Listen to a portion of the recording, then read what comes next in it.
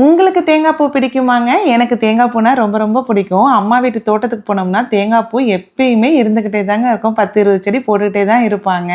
முன்னாடிலாம் வந்து பார்த்தீங்கன்னா, தேங்காய் பூ கடையில தாங்க வாங்கி சாப்பிட்டுட்டு இருந்தாங்க. ரூ. 70 ரூ. 80 அப்படின்னு சொல்லிட்டு.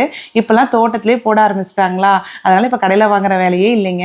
இந்த தேங்காய் பூ வந்து எப்படி போடுறதுன்னு பார்த்தீங்கன்னா, தென்னை மரத்துலேருந்து தானாக விழுகிற தேங்காய் இருக்கு இல்லைங்களா, அதை வந்து மண் நல்லா ஆழமாக தோண்டிங்க. தேங்காய் முழுகிற அளவுக்கு வந்து மண்ணை தோண்டிட்டு அதை வச்சு மூடிட்டோம் அப்படின்னா 3 மாசத்துல சூப்பரான தேங்காய் பூ ரெடி ஆயிடுங்க. இது கரெக்டாக 3 மாதம் கழிச்சு எடுத்தது. இங்கே பாருங்க, தேங்காயோட அளவே குறைஞ்சிருச்சு. ஃபுல்லாக பூ மட்டும்தான் இருக்கு.